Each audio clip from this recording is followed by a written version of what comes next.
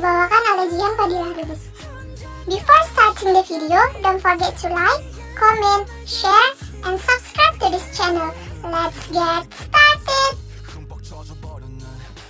Pengertian berbicara.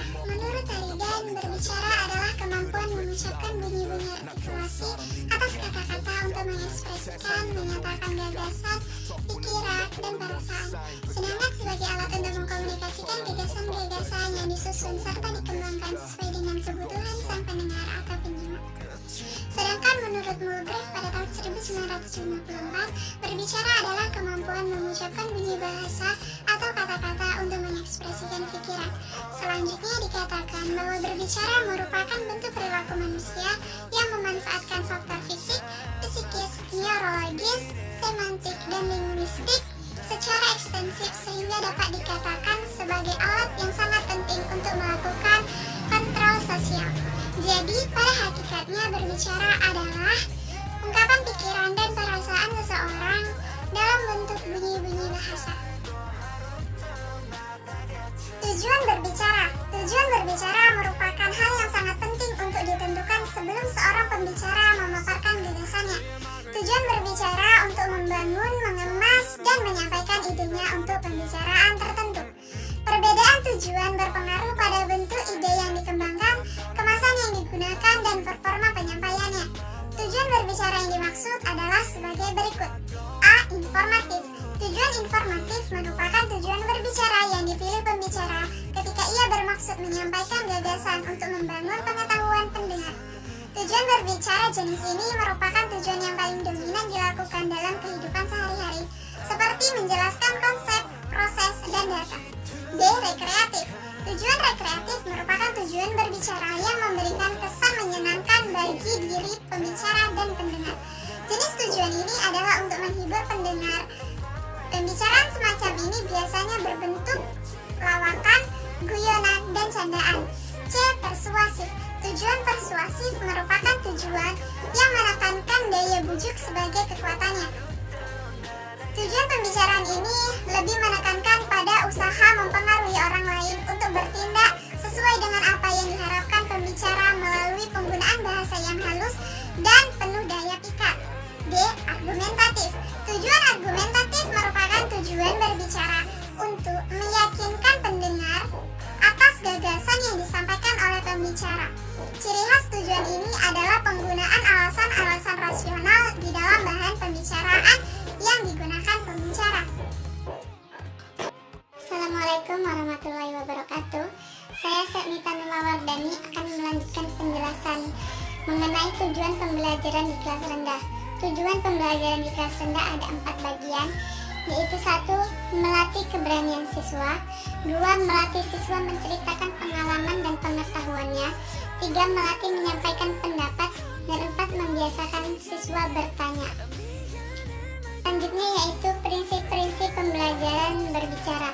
Pelaksanaan pembelajaran berbicara akan berjalan dengan baik apabila seorang guru memahami benar prinsip-prinsip pembelajaran berbicara tersebut. Beberapa prinsip pembelajaran berbicara tersebut yaitu A. Pembelajaran berbicara harus ditunjukkan untuk membentuk kematangan psikologis anak dalam hal bercerita. B. Pembelajaran berbicara harus melibatkan anak secara langsung berbicara dalam berbicara harus melibatkan anak secara langsung berbicara dalam berbagai konten. C. Pembelajaran berbicara harus melalui pola pembelajaran yang interaktif. D. Pembelajaran berbicara harus dilakukan sekaligus dalam membekali strategi berbicara. E. Pembelajaran berbicara harus pula dilakukan seiring dengan pengukuran kemampuan berbicara secara tepat melalui praktik langsung. F. Kemampuan berbicara anak hendaknya diukur dan dipantau oleh guru secara berkesinambungan. G. Pembelajaran berbicara harus diorientasikan pada pembentukan kemahiran siswa atau pembentukan siswa menjadi pembicara yang kreatif. Baiklah, selanjutnya akan dilanjutkan oleh rekan saya. Assalamualaikum warahmatullahi wabarakatuh. Saya Jihan Fadila Lubis. Saya akan membacakan tentang jenis-jenis berbicara. Jenis-jenis berbicara bagian A, ada jenis berbicara berdasarkan situasi pembicaraan. Berdasarkan lingkup situasinya, ada dua macam kegiatan berbicara di depan umum, yaitu lingkup resmi dan lingkup tidak resmi.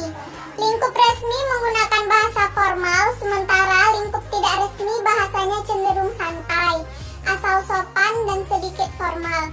Pembicara ideal harus mampu membedakan situasinya. Yang B, ada jenis berbicara berdasarkan tujuan pembicara. Menurut tujuannya, maka kegiatan berbicara terbagi atas 5 jenis, yaitu berbicara menghibur. Yang kedua, berbicara menginformasikan. Yang ketiga, berbicara stimulasi. Maksud dari berbicara menstimulasi ini, pembicara berusaha membangkitkan inspirasi, kemauan atau minat pendengar untuk melakukan situasi. Yang keempat, ada berbicara meyakinkan. Yang kelima, ada berbicara menggerakkan. Yang C, ada jenis berbicara berdasarkan jumlah pendengar. Berdasarkan jumlah pendengar, berbicara dapat dibagi atas 3 jenis, yaitu yang pertama, berbicara antar pribadi. Yang kedua, berbicara dalam kelompok kecil. Yang ketiga, berbicara dalam kelompok besar. Yang D, jenis berbicara berdasarkan peristiwa khusus yang melatari pembicaraan. Menurut Logan dan kawan-kawan dalam Tarigan 1986, berdasarkan peristiwa khusus, berbicara atau berpidato dapat digolongkan menjadi 6 jenis, yaitu yang pertama ada pidato presentasi, yang kedua ada pidato penyampaian, yang ketiga ada pidato perpisahan, yang keempat pidato perjamuan, yang kelima pidato perkenalan, dan yang keenam adalah pidato nominasi. Yang E, jenis berbicara berdasarkan metode penyampaian berbicara. Jenis berbicara berdasarkan metode penyampaian ada 4, yaitu yang pertama ada penyampaian secara mendadak. Yang kedua ada penyampaian berdasarkan catatan kecil. Yang ketiga ada penyampaian berdasarkan hafalan. Dan yang keempat ada penyampaian berdasarkan naskah. Yang kedua yaitu ada faktor-faktor yang mempengaruhi kemampuan berbicara. Yang pertama, kepekaan terhadap fenomena. Yang kedua, kemampuan kognisi dan imajinasi. Yang ketiga, kemampuan berbahasa.